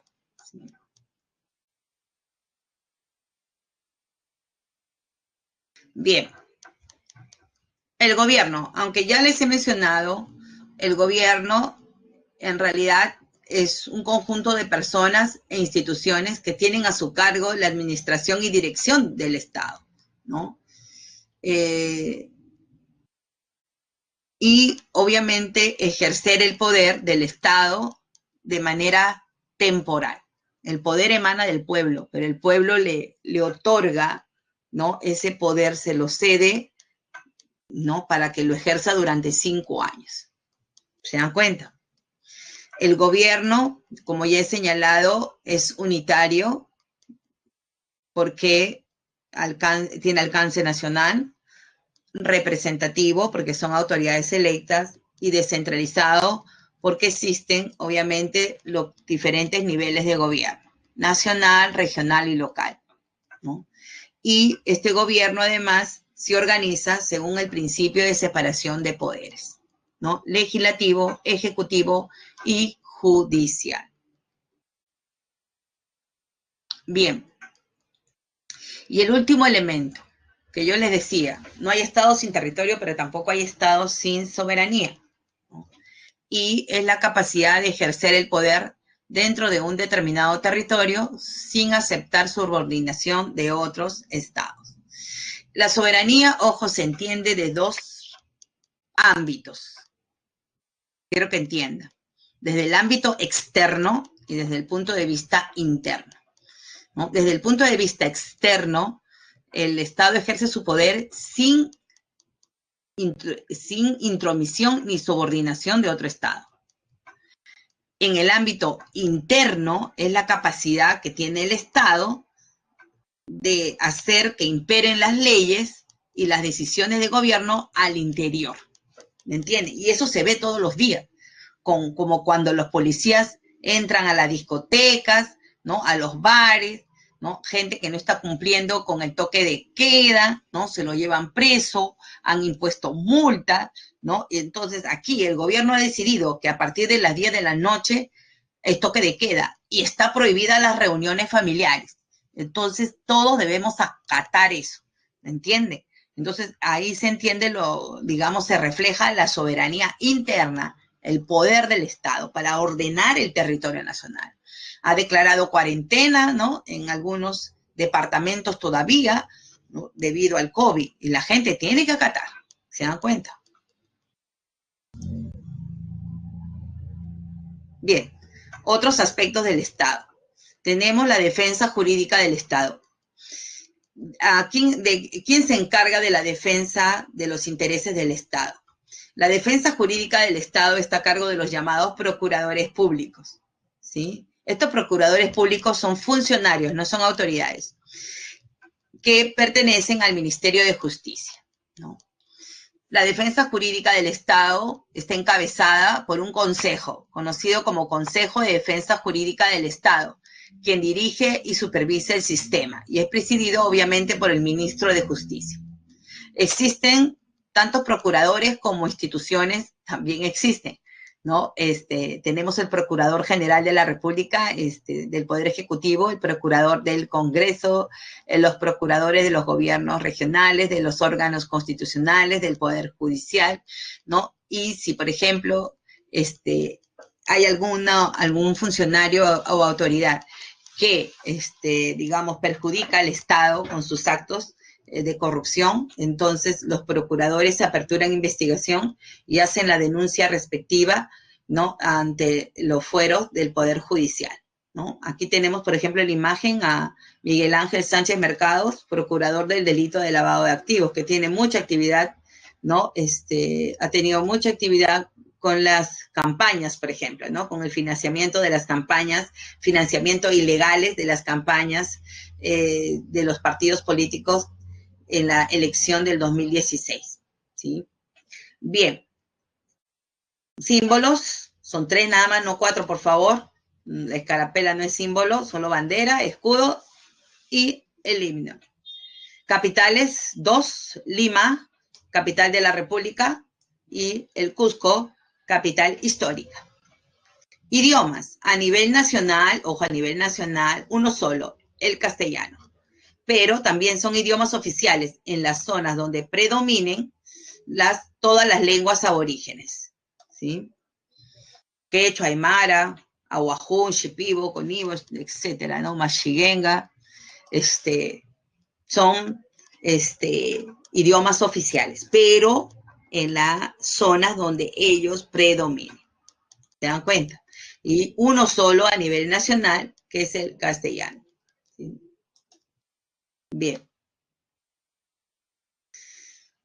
¿Cómo está estructurado el Estado? No se olviden que tenemos 3 poderes: legislativo, organizado en lo que se conoce como pleno, consejo, presidencia, lo vamos a analizar uno a uno, comisiones, etc. El poder ejecutivo, representado por el presidente y la presidencia del Consejo de Ministros. El pleno es de 130, no se olviden, ¿no? Ya, bueno, ya lo vamos a analizar. Justo en la otra clase.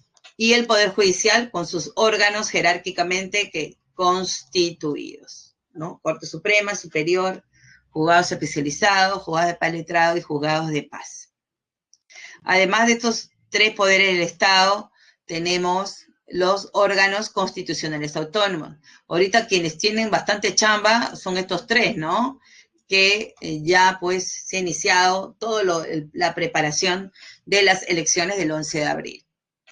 Tenemos la Junta Nacional de Justicia, que se encarga de nombrar a los jueces, y este órgano decisivo, como les dije, en el control de la Constitución, ¿no? Entonces, son 7 magistrados, ¿no? Que toman las decisiones basándose en la Constitución y obviamente, jerarquía de ella. El Ministerio Público, que hoy día ha allanado las casas de Richard Swing, creo, ¿no? ¿Cómo se llama? Ricardo Cisneros, ¿no? Y las 2 señoras que también están ¿no? Inmersas en el problema. Toda la madrugada, de las 4 de la mañana, han ingresado a 7 viviendas, dice, de los diferentes implicados.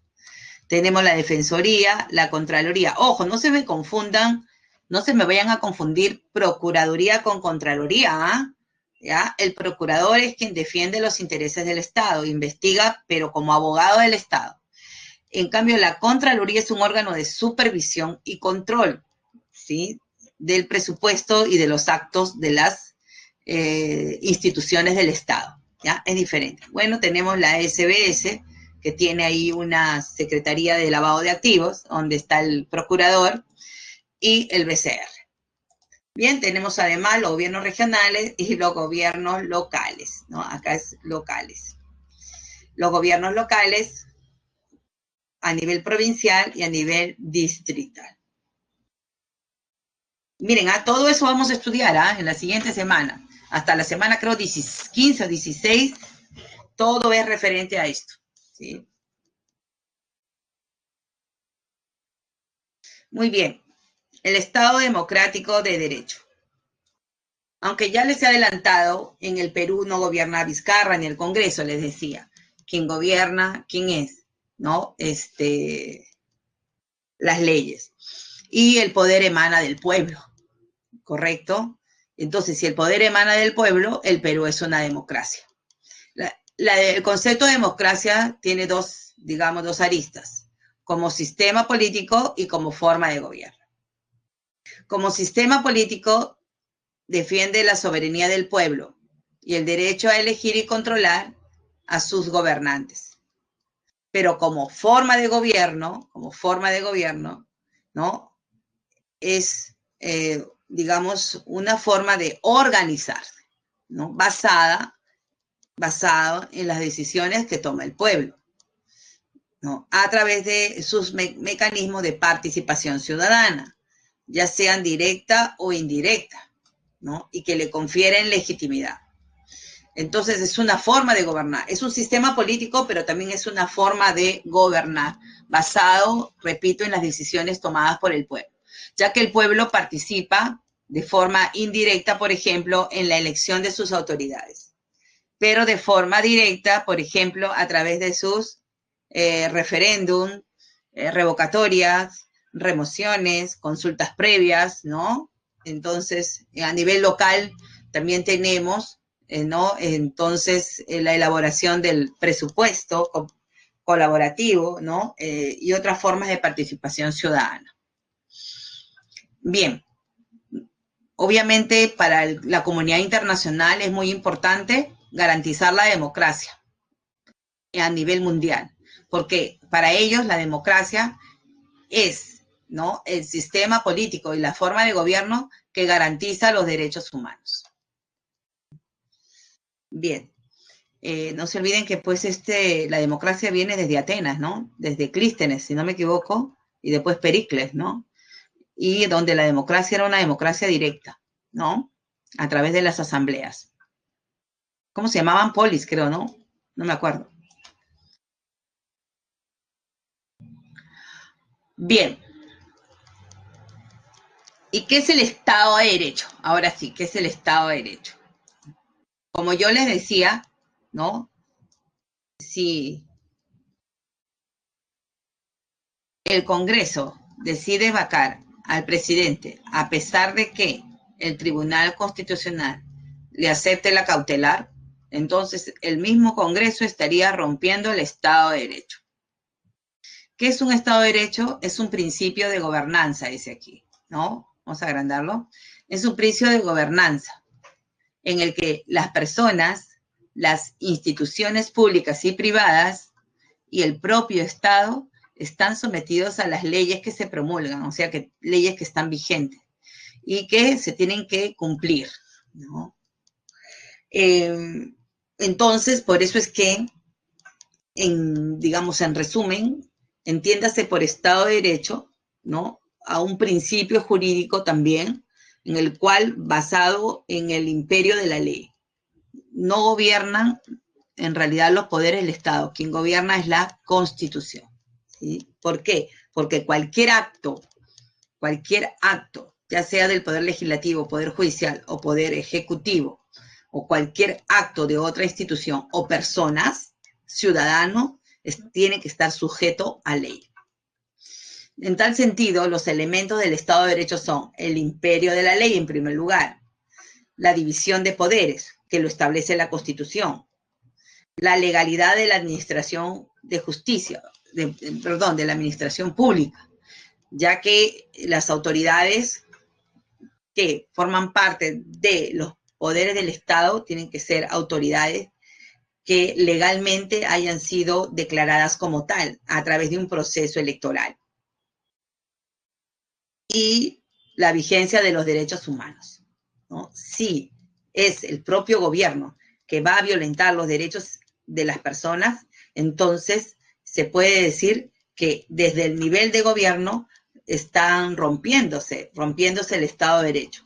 Eso ocurrió en el régimen de Fujimori, ¿no? En la cual Fujimori tenía control del poder legislativo, controlaba la fiscalía, controlaba el poder judicial, ¿no?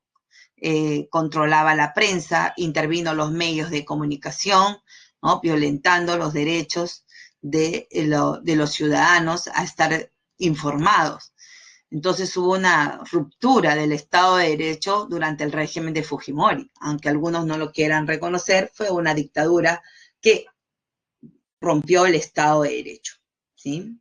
Para que la democracia funcione, entonces se necesita que en el Perú impere el Estado de Derecho.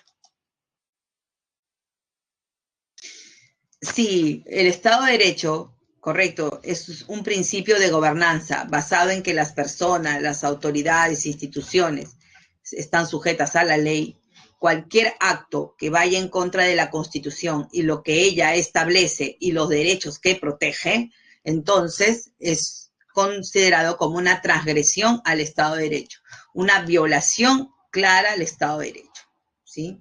Entonces son todas aquellas acciones u omisiones cuyo fin va encaminado a destruir la organización del Estado, ¿no? Entonces algunos señalan, se quiere destruir el Estado de Derecho, ¿no? La separación de poderes. Hay grupos oscuros que quieren controlar el Estado, ¿no? La norma jurídica suprema, obviamente, que rige a nuestro Estado es la Constitución Política del Perú. Y algunas acciones que la vulneran provienen de los funcionarios, entidades, autoridades y la misma población. ¿Correcto? Entonces, todo acto u omisión que va encaminado a romper el Estado de Derecho, entonces tiene que ser denunciado, chicos. Ejemplos, el crimen organizado, ¿no? Que viola los derechos fundamentales de las personas, atenta contra las instituciones de gobierno, etcétera. La corrupción, ni hablar, y también los actos de sedición o rebelión. Entendido por rebelión a un levantamiento, ¿no?, armado en contra de una autoridad legítimamente y legalmente elegida.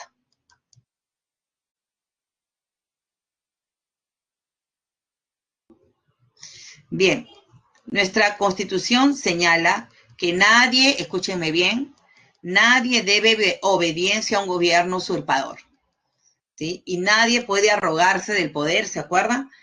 Nadie puede arrogarse del poder, ¿sí?, sin que éste haya sido elegido, ¿no? Entonces, será un gobierno usurpador todo aquel que tome el poder violentamente o por la imposición de la fuerza de cualquier grado que sea, ¿no? En 1968 se dio el último golpe de Estado de la historia del Perú. El otro fue un autogolpe, ¿no?, a la democracia, el de Fujimori. Pero el último golpe de Estado de las Fuerzas Armadas ocurrió en 1968, ¿no? Cuando Velasco, ¿no?, cuando Velasco el 3 de octubre, debido al escándalo de la página 11, ¿se acuerdan? Entonces derroca ¿a quién? A Belaúnde, ¿no? Ese fue, digamos, El último gobierno militar, bueno, lo siguió Bermúdez, ¿no? Continuando lo de Velasco, pero fue un periodo de dictadura militar. Pero después nosotros hemos tenido ya una dictadura civil y se produjo un autogolpe, ¿no? El 5 de abril, cuando cierra el Congreso Fujimori. A partir de ahí se convierte en una dictadura en la medida que ejerció un control directo del Congreso, ¿no? Las decisiones del Congreso se tomaban en Palacio, ¿no? Y se controló los demás poderes del Estado, ¿no?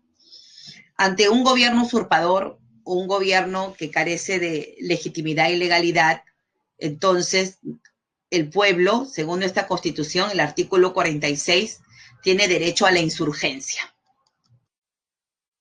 ¿no? Como repito, es un mecanismo que existe en la constitución. Y ante un gobierno usurpador, los peruanos tenemos derecho a levantarnos, ¿no? En contra de ese gobierno usurpador para defender la democracia, señala la Constitución, ¿sí? Bien, esta imagen corresponde pues a un 28 de julio, ¿se acuerdan? La famosa marcha de los 4 suyos en contra de la dictadura fujimorista, ¿no? Fue la última gran, digamos, marcha, ¿no? Donde el pueblo se levanta pacíficamente rechazando, ¿no?, al gobierno usurpador de Fujimori, ya que, ¿no?, iniciaba un periodo con elecciones fraudulentas. Y la voluntad popular se había roto, ¿correcto? Muy bien, ¿alguna pregunta?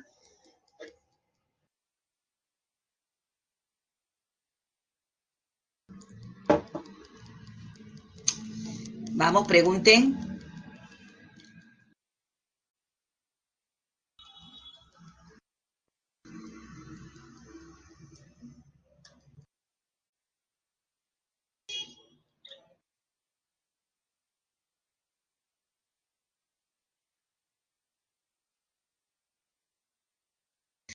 Como yo les dije, Jennifer me dice, ¿qué opina de la situación actual?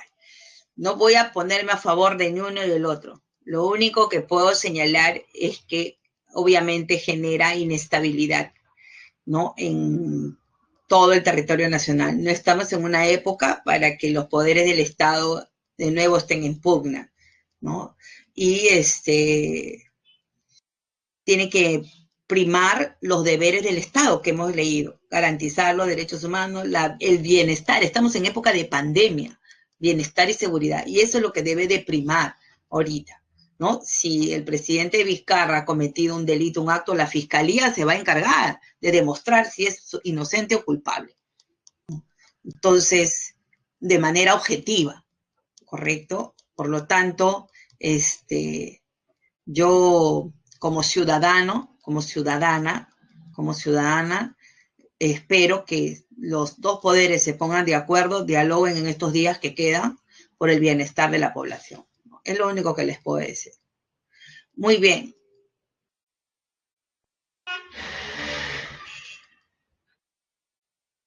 Vamos a iniciar una encuesta. Me imagino que han estado leyendo algunos.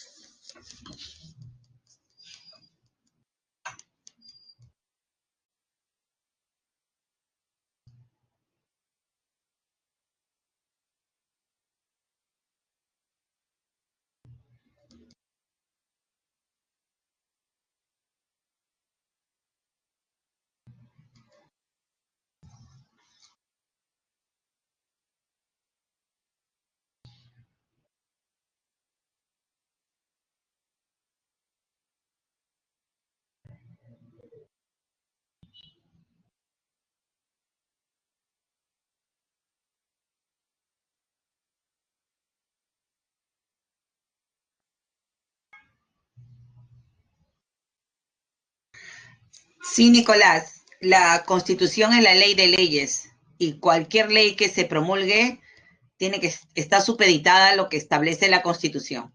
Si se promulga una ley que no va acorde con la Constitución, pues el Tribunal Constitucional se encargará de declararla inconstitucional y derogarla, ¿sí? No hay más arriba de Doña Constitución. Muy bien, hemos terminado la clase. La respuesta era la B. La A no puede ser porque dice transgredir, ¿qué cosa significa? ¿No? Violar, rechazar los acuerdos. Y la D tampoco, porque según los principios constitucionarios no se puede ejecutar la política. Aquí son principios jurídicos, acuérdense, ¿no? Son basados en la Constitución y esos principios son jurídicos, ¿correcto? Entonces tampoco era la 4, solo era 2 y 3. Muy bien. Claves. Ya no hay tiempo para más preguntas. 1B, 2A, 3D y 4C. Voy a iniciar la encuesta docente, que es obligatorio, por favor. Muchas gracias. Nos vemos el próximo sábado.